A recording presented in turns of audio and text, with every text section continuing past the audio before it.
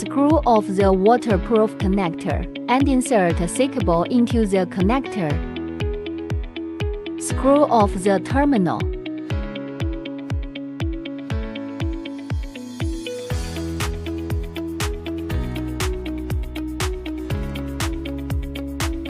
Insert the wire into the terminal and tighten the screw.